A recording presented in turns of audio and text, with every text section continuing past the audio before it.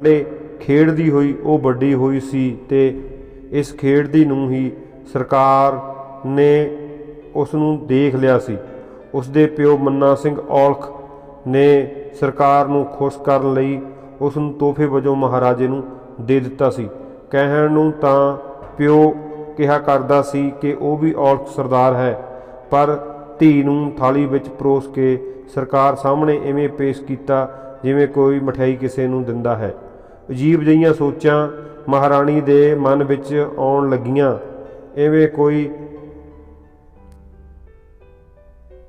ਐਵੇਂ ਕਈ ਵਾਰ ਹੋ ਜਾਇਆ ਕਰਦਾ ਸੀ। ਅਚਾਨਕ ਮੰਗਲਾ ਭੱਜਦੀ ਹੋਈ ਉਸ ਕੋਲ ਆਈ ਤੇ ਸਾਹੋ ਸਾਹ ਹੋਈ ਕਹਿਣ ਲੱਗੀ, ਰਾਣੀ ਜੀਓ ਜਲਦੀ ਆਓ, ਦੇਖੋ ਇੱਕ ਪਰਛਾਵਾਂ ਦੁੱਲਾ ਜੀ ਦੇ ਉੱਪਰ ਦੀ ਲੰਘ ਗਿਆ, ਜਲਦੀ ਆਓ।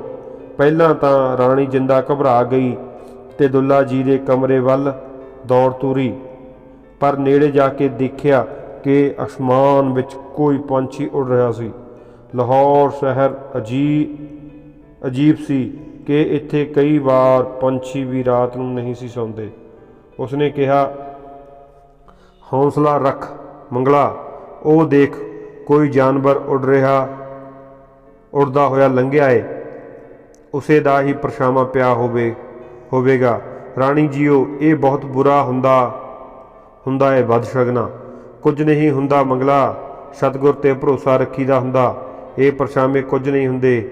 ਨਹੀਂ ਰਾਣੀ ਜੀਓ, ਸਾਡੇ ਪਹਾੜਾਂ ਵਿੱਚ ਇਹ ਬਹੁਤ ਹੀ ਮਾੜਾ ਮੰਨਿਆ ਜਾਂਦਾ ਹੈ। ਰਾਤ ਨੂੰ ਪੰਛੀ ਦਾ ਉੱਡਣਾ ਇਹ ਬਦਸ਼ਗਨੀ ਦੀ ਨਿਸ਼ਾਨੀ ਹੈ। ਇਹ ਪੰਛੀ ਨਹੀਂ, ਕੋਈ ਬਲਾ ਹੁੰਦੀ ਹੈ। ਸਵੇਰੇ ਹੀ ਇਸ ਦਾ ਕੋਈ ਉਪਾਅ ਕਰਾਂਗੇ ਦੁੱਲਾ ਜੀ, ਤੇ ਇਸ ਦਾ ਕੋਈ ਅਸਰ ਨਹੀਂ ਹੋਣਾ ਚਾਹੀਦਾ। ਸਵੇਰੇ ਹੀ ਮੈਂ ਰੱਖੀ ਨੂੰ ਕਹਾਂਗੀ ਕਿ ਕਿਸੇ ਸਿਆਣੇ ਨੂੰ ਬੁਲਾਵੇ। ਮੰਗਲਾ, ਇੰਨੇ ਨੂੰ ਸਿਆਣੇ ਸੱਦੇਂਗੀ, ਕਿੰਨੇ ਕੋ ਸਿਆਣੇ ਸੱਦੇਂਗੀ, ਕਿੰਨੇ ਕੋ ਉਪਾਅ ਕਰਵਾਏਂਗੀ। ਦੁੱਲਾ ਜੀ ਲਈ ਮਾੜਾ ਸਮਾਂ ਤਾਂ ਸ਼ੁਰੂ ਹੋਣ ਵਾਲਾ ਏ। ਇਹ ਹਾਲੇ ਸਾਲ ਦਾ ਵੀ ਨਹੀਂ ਹੋਇਆ ਕਿ ਪਿਓ ਦਾ ਸਾਇਆ ਸਿਰੋਂ ਉੱਠਣ ਵਾਲਾ ਏ। ਸਾਨੂੰ ਤਾਂ ਇਹ ਵੀ ਨਹੀਂ ਪਤਾ ਕਿ ਆਉਣ ਵਾਲੇ ਸਮੇਂ ਵਿੱਚ ਸਾਡਾ ਕੀ ਹੋਵੇਗਾ। ਇਹ ਲੋਕ ਸਾਨੂੰ ਮਹਿਲਾਂ ਵਿੱਚ ਕਿਹੜੀ ਥਾਂ ਦੇਣਗੇ। ਰਾਣੀ ਜੀਓ, ਐਵੇਂ ਤਾਂ ਤੁਹਾਡੀ ਆਪਣੀ ਹਵੇਲੀ ਹੈ ਜੀ। ਮੋਤੀਆ ਸਰਕਾਰ ਵੱਲੋਂ ਰਾਣੀ ਜਿੰਦਾ ਨੂੰ ਦਿੱਤੀ ਹਵੇਲੀ ਬਾਰੇ ਯਾਦ ਕਰਾਉਣ ਲੱਗੀ। ਰਾਣੀ ਨੇ ਕਿਹਾ, ਅਸੀਂ ਸਮੁੱਚੇ ਰਾਜ ਦੀ ਗੱਲ ਕਰਦੇ ਹਾਂ। ਸਾਡਾ ਇਸ ਰਾਜ ਵਿੱਚ ਵੀ ਕੋਈ ਹੱਥ ਚਾਹੀਦਾ ਏ, ਕੋਈ ਜਗੀਰ ਜਾਂ ਕੁਝ ਹੋਰ ਅਜਿਹਾ ਜਿਸ ਤੋਂ ਅਸੀਂ ਆਪਣੇ ਪੁੱਤਰ ਨੂੰ ਪਾਲ ਸਕੀਏ, ਚੰਗੀ ਤਰਬੀਅਤ ਦੇ ਸਕੀਏ। ਤੁਸੀਂ ਫਿਕਰ ਨਾ ਕਰੋ, ਇਹ ਸਿੱਖ ਸਰਦਾਰ, ਇਹ ਡੋਗਰੇ ਤੁਹਾਨੂੰ ਭੁੱਲ ਤਾਂ ਨਹੀਂ ਜਾਣਗੇ। ਰੱਬ ਆਪੇ ਕੋਈ ਸਬੱਬ ਬਣਾਵੇਗਾ। ਰਾਣੀ ਇੱਕ ਪਲੰਘ ਤੇ ਬੈਠ ਗਈ, ਇੱਕ ਪਾਸੇ ਮੰਗਲਾ, ਦੂਜੇ ਪਾਸੇ ਮੋਤੀਆ। ਮੰਗਲਾ ਵੀ ਰਾਣੀ ਦੀ ਮੋਤੀਆ ਵਰਗੀ ਹੀ ਸਹੇਲੀ ਗੋਲੀ ਸੀ। ਸਾਹਮਣੇ ਪਲੰਘ ਤੇ ਸ਼ਹਿਜ਼ਾਦਾ ਦਲੀਪ ਸਿੰਘ ਸੁੱਤਾ ਪਿਆ ਸੀ। ਮੋਤੀਆ ਕਹਿਣ ਲੱਗੀ, ਕੈਸੀ ਨੀਂਦ ਹੈ ਸ਼ਹਿਜ਼ਾਦੇ ਦੀ, ਤੇ ਦੂਜੇ ਪਾਸੇ ਸਭ ਦੀ ਨੀਂਦ ਹਰਾਮ ਹੋਈ ਪਈ ਹੈ। ਕਿੰਨੇ ਦਿਨ ਹੋ ਗਏ ਨੇ ਜੋੜ ਤੋੜ ਕਰਦਿਆਂ, ਰੱਬ ਸੁੱਖ ਰੱਖੇ, ਪਤਾ ਨਹੀਂ ਕੀ ਹੋਵੇਗਾ ਲਾਹੌਰ ਦਾ। ਮੋਤੀਆ ਦੀ ਗੱਲ ਤੇ ਰਾਣੀ ਜਿੰਦਾ ਚੁੱਪ ਰਹੀ। ਜਿਸ ਦਿਨ ਤੋਂ ਸਰਕਾਰ ਦੀ ਸਿਹਤ ਜ਼ਿਆਦਾ ਢਿੱਲੀ ਹੋਈ ਸੀ ਤੇ ਵੈਦ ਗੰਗਾ ਜਲ ਤਿਆਰ ਰੱਖਣ ਲਈ ਕਹਿ ਰਹੇ ਸਨ, ਉਸ ਦਿਨ ਤੋਂ ਰਾਣੀ ਜਿੰਦਾ ਕੁਝ ਜ਼ਿਆਦਾ ਹੀ ਖਾਮੋਸ਼ ਸੀ। ਉਸ ਨੂੰ ਆਪਣੇ ਭਵਿੱਖ ਦੀ ਚਿੰਤਾ ਸੀ। ਉਸ ਦੇ ਮਾਪੇ ਤਾਂ ਪਹਿਲਾਂ ਹੀ ਗਰੀਬ ਜਿਹੇ ਸਨ। ਉਸ ਦੇ ਵਿਆਹ ਦੇ ਬਦਲੇ ਵਿੱਚ ਮਹਾਰਾਜੇ ਨੇ ਜਗੀਰ ਵੀ ਦਿੱਤੀ ਸੀ, ਪਰ ਫਿਰ ਵੀ ਉਹਨਾਂ ਦੀ ਹਾਲਤ ਅਜਿਹੀ ਹੀ ਸੀ ਕਿ ਰਾਣੀ ਦੀ ਜਾਂ ਸ਼ਹਿਜ਼ਾਦੇ ਦੀ ਸਹਾਇਤਾ ਜੋਗੇ ਨਹੀਂ ਸਨ। ਉਸ ਦਾ ਭਰਾ ਜਵਾਹਰ ਸਿੰਘ ਆਪਣੇ ਆਪ ਨੂੰ ਜਗੀਰਦਾਰ ਤਾਂ ਕਹਾਉਣ ਲੱਗਿਆ ਸੀ, ਪਰ ਉਸ ਵਿੱਚ ਵੀ ਜਗੀਰਦਾਰਾਂ ਵਾਲੀ ਕੋਈ ਗੱਲ ਨਹੀਂ ਸੀ। ਰਾਣੀ ਜਿੰਦਾ ਨੂੰ ਆਪਣੇ ਤੇ ਕੰਵਰ ਦਲੀਪ ਸਿੰਘ ਦਾ ਬਹੁਤ ਫਿਕਰ ਸੀ। ਹਾਲੇ ਕੁਝ ਦਿਨ ਪਹਿਲਾਂ ਹੀ ਰਾਜਾ ਸੁਚੇਤ ਸਿੰਘ ਨਾਲ ਇਹ ਫਿਕਰ ਸਾਂਝਾ ਕਰਦਿਆਂ ਕਿਹਾ ਸੀ, ਰਾਜਾ ਜੀ, ਸਰਕਾਰ ਤੋਂ ਬਾਅਦ ਸਾਡਾ ਕੀ ਬਣੇਗਾ? ਮਾਈ ਜੀਓ, ਜਦ ਤੱਕ ਡੋਗਰੇ ਪੰਜਾਬ ਵਿੱਚ ਨੇ ਸ਼ਹਿਜ਼ਾਦਾ ਦਲੀਪ ਸਿੰਘ ਦਾ ਪੂਰਾ ਧਿਆਨ ਰੱਖਿਆ ਜਾਵੇਗਾ। ਉਹਨਾਂ ਦਾ ਹਰ ਹੱਕ ਦਬਾਇਆ ਜਾਵੇਗਾ। ਸਾਡੇ ਹੁੰਦਿਆਂ ਤੁਹਾਨੂੰ ਫਿਕਰ ਕਰਨ ਦੀ ਕੋਈ ਲੋੜ ਨਹੀਂ। ਇਸ ਦੇ ਨਾਲ ਹੀ ਰਾਜਾ ਸੁਚੇਤ ਸਿੰਘ ਕਹਿ ਗਿਆ ਸੀ, ਮਾਈ ਜੀਓ, ਡੋਗਰਿਆਂ ਨੂੰ ਪੂਰੇ ਪੰਜਾਬ ਦਾ ਹੀ ਫਿਕਰ ਹੈ। ਅਸੀਂ ਪੰਜਾਬ ਲਈ ਇਹਨਾਂ ਸਰਦਾਰਾਂ ਨਾਲੋਂ ਜ਼ਿਆਦਾ ਵਫਾਦਾਰ ਹਾਂ।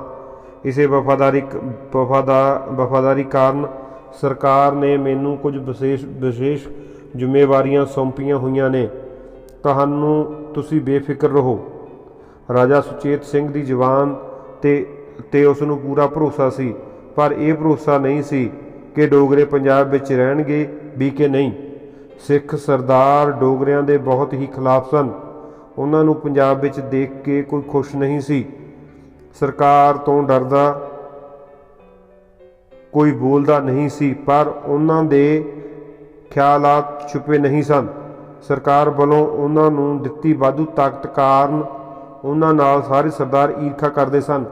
ਰਾਣੀ ਨੂੰ ਇੰਨੀ ਚੁੱਪ ਦੇਖ ਕੇ ਮੰਗਲਾ ਨੇ ਹੌਲੀ ਜਿਹੀ ਕਿਹਾ, ਰਾਣੀ ਜੀ ਹੋ, ਛੋਟਾ ਮੂੰਹ ਤੇ ਵੱਡੀ ਗੱਲ। ਇੱਕ ਗੱਲ ਏ ਮੇਰੇ ਮਨ ਵਿੱਚ, ਜੇ ਇਜਾਜ਼ਤ ਹੋਵੇ ਤਾਂ ਕਹਾਂ। ਕਹਿ ਮੰਗਲਾ, ਕਹਿ ਜੋ ਕਹਿਣਾ ਚਾਹੁੰਦੀ ਹੈ। ਮੈਂ ਸੋਚਦੀ ਵਾਂ ਕਿ ਕਿਸੇ ਤਰ੍ਹਾਂ ਦੁੱਲਾ ਜੀ ਤਖਤ ਤੇ ਬੈਠਣ। ਮੰਗਲਾ, ਕਿਹੜੀ ਦੁਨੀਆ ਵਿੱਚ ਰਹਿਣੀ ਹੈ? ਇਹ ਕਿਵੇਂ ਹੋ ਸਕਦਾ ਹੈ? ਕਿੰਨੇ ਹੱਕਦਾਰ ਬੈਠੇ ਨੇ ਇਸ ਤਖਤ ਦੇ। ਟਿੱਕਾ ਖੜਕ ਸਿੰਘ ਨੂੰ ਰਾਜ ਕੌਰ ਦੇ ਕਹਿਣ ਤੇ 20 ਸਾਲ ਪਹਿਲਾਂ ਹੀ ਜਾਨਸੀਨ ਐਲਾਨਿਆ ਹੋਇਆ ਏ ਤੇ ਹੁਣ ਰਾਜਾ ਧਿਆਨ ਸਿੰਘ ਵਜ਼ੀਰ ਦੇ ਤੌਰ ਤੇ ਦੁਬਾਰਾ ਘੋਸ਼ਿਤ ਹੋ ਚੁੱਕਿਆ ਏ। ਮਹਿਤਾਬ ਕੌਰ ਆਪਣੇ ਜੋੜਿਆਂ ਵਿੱਚੋਂ ਸ਼ੇਰ ਸਿੰਘ ਦੇ ਨਾਂ ਦਾ ਰੌਲਾ ਪਾਉਂਦੀ ਹੀ ਰਹਿ ਗਈ ਸੀ। ਰਾਣੀ ਜੀਓ, ਖੜਕ ਸਿੰਘ ਪਤਾ ਨਹੀਂ ਕਿੰਨੇ ਦਿਨ ਕੱਢੇਗਾ। ਨਸ਼ਿਆਂ ਨੇ ਸਰੀਰ ਖੋਖਲਾ ਕੀਤਾ ਪਿਆ ਏ। ਉਸ ਤੋਂ ਬਾਅਦ ਨੌ ਨਿਹਾਲ ਏ ਤੇ ਫਿਰ ਇਹ ਪੰਜਾਂ ਦੀ ਇੱਕ ਹੋਰ ਫੌਜ। ਮੰਗਲਾ, ਇਹ ਸਾਰੇ ਤਾਕਤਵਰ ਮਜ਼ਬੂਤ ਵੀ ਨੇ, ਫੌਜਾਂ ਵਾਲੇ ਨੇ, ਪੈਸੇ ਵਾਲੇ ਨੇ, ਤੇ ਤੇਰੇ ਦੁੱਲਾ ਜੀ ਵਿਚਾਰੇ ਹਾਲੇ ਸਾਲ ਦੇ ਵੀ ਨਹੀਂ ਹੋਏ। ਨਾ ਹੀ ਫੌਜ ਤੇ ਨਾ ਹੀ ਕੋਈ ਤਕੜਾ ਰਿਸ਼ਤੇਦਾਰ। ਰਾਣੀ ਜੀ, ਵੈਸੇ ਤਾਂ ਪਤਾ ਚੱਲਿਆ ਏ ਕਿ ਸਰਦਾਰ ਲੋਕ ਬੈਠੇ ਸਲਾਹੀ ਪਏ ਹੋਏ ਨੇ ਕਿ ਹੁਣ ਕੀ ਕੀਤਾ ਜਾਵੇ, ਹੁਣ ਕੀ ਹੋਵੇਗਾ। ਪਰ ਸਮਾਂ ਬੜਾ ਬਲਵਾਨ ਹੁੰਦਾ ਏ। ਪਤਾ ਨਹੀਂ ਸਰਕਾਰ ਕਿਸ ਨੂੰ ਦੁੱਲਾ ਜੀ ਬਾਰੇ ਆਪਣਾ ਕੋਈ ਹੁਕਮ ਸੁਣਾਈ ਜਾਣ। ਮੰਗਲਾ ਆਪਣੀ ਖੁਸ਼ਫਹਿਮੀ ਸੁਣਾ ਰਹੀ ਹੀ ਸੀ। ਉਹਨਾਂ ਦੀਆਂ ਗੱਲਾਂ ਵਿੱਚ ਮੋਤੀਆ ਚੁੱਪ ਬੈਠੀ ਸੀ। ਬਾਕੀ ਗੋਲੀਆਂ ਵਾਂਗ ਉਹ ਵੀ ਹਰ ਵੇਲੇ ਚੁੱਪ ਰਹਿੰਦੀ, ਪਰ ਸੁਣਦੀ ਸਭ ਕੁਝ ਰਹਿੰਦੀ ਸੀ। ਉਹ ਕਹਿਣ ਲੱਗੀ, ਸਰਕਾਰ ਕੀ ਚਾਹ ਰਹੇ ਨੇ, ਕੀ ਕਹਿ ਰਹੇ ਨੇ, ਇਸ ਦਾ ਕਿਸੇ ਨੂੰ ਫਿਕਰ ਨਹੀਂ। ਇਹ ਵੀ ਨਹੀਂ ਪਤਾ ਕਿ ਉਹ ਕੁਝ ਕਹਿਣ ਦੇ ਕਾਬਲ ਵੀ ਹਨ ਕਿ ਨਹੀਂ। ਉਹਨਾਂ ਦੇ ਬੁੱਲਾਂ ਮੂਹਰੇ ਰਾਜਾ ਧਿਆਨ ਸਿੰਘ ਕੰਨ ਲਾਉਂਦਾ ਏ ਤੇ ਜੋ ਦਿਲ ਕਰਦਾ ਏ ਹਾਜ਼ਰ ਲੋਕਾਂ ਨੂੰ ਦੱਸ ਦਿੰਦਾ ਏ। ਜਾਦੇ ਪਹਿਲਾਂ ਸਰਕਾਰ ਨੇ ਕੋਹੇਨੂਰ ਜਗਨਨਾਥ ਮੰਦਰ ਨੂੰ ਦਾਨ ਕਰਨ ਲਈ ਕਿਹਾ ਸੀ, ਪਰ ਕਿਸੇ ਨੇ ਸੁਣੀ ਗੱਲ ਉਹਨਾਂ ਦੀ। ਮੰਗਲਾ, ਜੋ ਵੀ ਹੋਵੇਗਾ, ਪਰ ਤੇਰੇ ਦੁੱਲਾ ਜੀ ਦਾ ਕੁਝ ਨਹੀਂ ਹੋਣ ਵਾਲਾ। ਤੇਰਾ ਇਹ ਸੁਪਨਾ ਏ ਤੇ ਇਸ ਨੂੰ ਸੁਪਨਾ ਹੀ ਰਹਿਣ ਦੇ। ਰਾਣੀ ਜੀਓ, ਤੁਹਾਡਾ ਨਹੀਂ ਦਿਲ ਕਰਦਾ ਕਿ ਦੁੱਲਾ ਜੀ ਤਖਤ ਤੇ ਬੈਠੇ ਹੋਣ ਤੇ ਤੁਸੀਂ ਰਾਜਮਾਤਾ ਬਣੇ ਹੋਵੋ? ਮੰਗਲਾ, ਕਿਉਂ ਨਹੀਂ ਕਰਦਾ। ਅਸੀਂ ਵੀ ਇੱਕ ਮਾਂ ਵਾਂ। ਅਸੀਂ ਵੀ ਆਪਣੇ ਪੁੱਤਰ ਨੂੰ ਤਖਤ ਤੇ ਬੈਠੇ ਨੂੰ ਦੇਖਣਾ ਚਾਹੁੰਦੇ ਹਾਂ, ਪਰ ਇਹ ਡਾਢਿਆਂ ਦਾ ਕੰਮ ਹੈ, ਖਤਰਨਾਕ ਵੀ। ਅਸੀਂ ਆਪਣੇ ਪੁੱਤਰ ਨੂੰ ਖਤਰੇ ਵਿੱਚ ਨਹੀਂ ਪਾਵਾਂਗੇ। ਗੱਲਾਂ ਵਿੱਚ ਹੀ ਪੌ ਫੁਟਾਲੇ ਦਾ ਵਕਤ ਹੋ ਗਿਆ। ਸ਼ਾਹੀ ਮਸਜਿਦ ਦੇ ਉੱਪਰੋਂ ਦੀ ਹਲਕੀ ਜਿਹੀ ਲੋ ਉੱਭਰੀ ਤਾਂ ਉਹ ਉੱਠ ਕੇ ਸੌਣ ਦੀ ਤਿਆਰੀ ਕਰਨ ਲੱਗੀਆਂ। ਰਾਣੀ ਜਿੰਦਾ ਨੇ ਇੱਕ ਵਾਰੀ ਉੱਠ ਕੇ ਉਸ ਦੇ ਵੱਡੇ ਕਮਰੇ ਵੱਲ ਦੇਖਿਆ ਜਿੱਥੇ ਸਰਕਾਰ ਦੇ ਦੁਆਲੇ ਲੋਕ ਜੁੜੇ ਹੋਏ ਸਨ। ਹੁਣ ਭੀੜ ਕੁਝ ਘਟੀ ਜਾਪਦੀ ਸੀ। ਜਾਪਦਾ ਸੀ ਕਿ ਅੱਜ ਦੀ ਰਾਤ ਲੰਘ ਗਈ ਹੈ। ਰਾਣੀ ਜਿੰਦਾ ਨੂੰ ਹਾਲੇ ਵੀ ਨੀਂਦ ਨਹੀਂ ਸੀ ਪੈ ਰਹੀ। ਉਸ ਦੀਆਂ ਅੱਖਾਂ ਸੁਪਨਿਆਂ ਨੇ ਮੇਲ ਲਈਆਂ ਸਨ। ਸੁਪਨੇ ਇਕੱਲੀ ਰਾਣੀ ਹੀ ਨਹੀਂ ਸੀ ਦੇਖ ਰਹੀ, ਸੁਪਨੇ ਤਾਂ ਪੂਰਾ ਲਾਹੌਰ ਦੇਖ ਰਿਹਾ ਸੀ। ਕੋਈ ਚੰਗਾ ਤੇ ਕੋਈ ਮਾੜਾ। ਸਰਕਾਰ ਸਰਕਾਰ ਨਾਲ ਪੂਰਾ ਲਾਹੌਰ ਜੁੜਿਆ ਹੋਇਆ ਸੀ।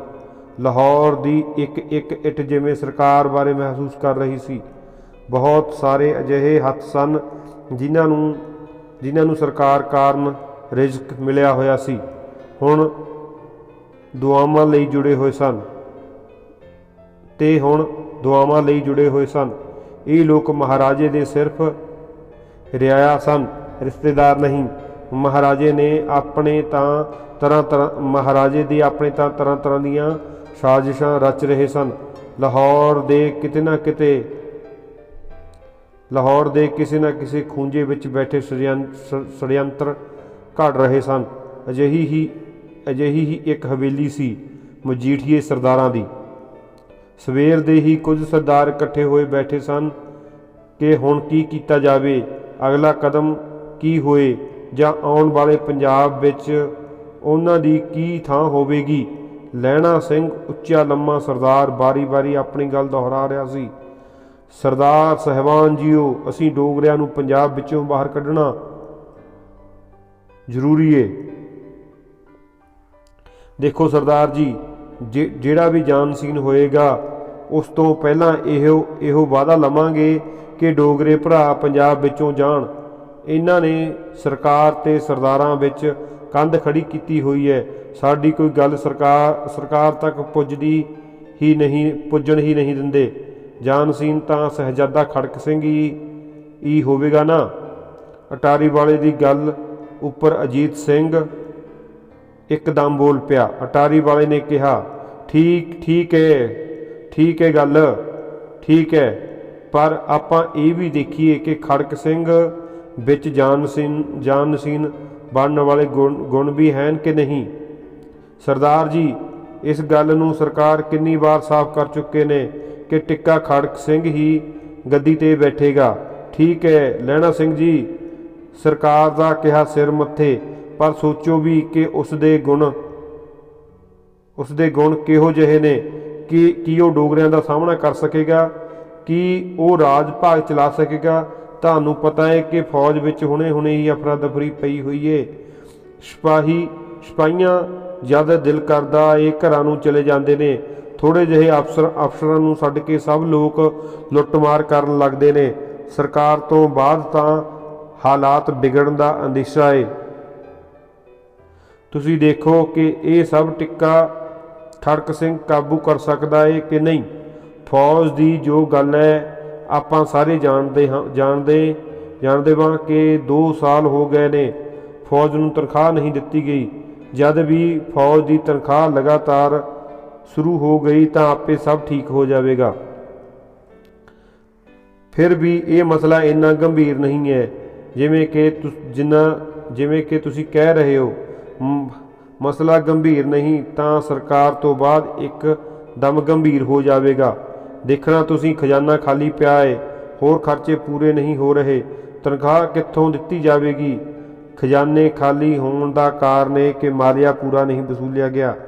ਇਹ ਜਿਹੜੀਆਂ ਲੂਣ ਦੀਆਂ ਖਾਣਾਂ ਨੇ ਇਹਨਾਂ ਦੀ ਆਮਦਨ ਡੋਗਰੇ ਖਾ ਰਹੇ ਨੇ। ਕਸ਼ਮੀਰ ਤੋਂ ਕੁਝ ਨਹੀਂ ਮਿਲ ਰਿਹਾ। ਗੁਲਾਬ ਸਿੰਘ ਆਪਣੇ ਅਲੱਗ ਖਜ਼ਾਨੇ ਭਰ ਰਿਹਾ ਏ। ਇਸ ਲਈ ਸਾਨੂੰ ਮਜ਼ਬੂਤ ਮਹਾਰਾਜੇ ਦੀ ਲੋੜ ਏ। ਸੋਚੋ, ਚੰਗੀ ਤਰ੍ਹਾਂ ਸੋਚੋ। ਦੇਖੋ ਸਰਦਾਰੋ, ਇਸ ਵਕਤ ਆਪਾਂ ਇਸ ਗੱਲ ਲਈ ਇਕੱਠੇ ਹੋਏ ਵਾਂ ਕਿ ਟਿੱਕਾ ਖੜਕ ਸਿੰਘ ਦੇ ਆਪਣਾ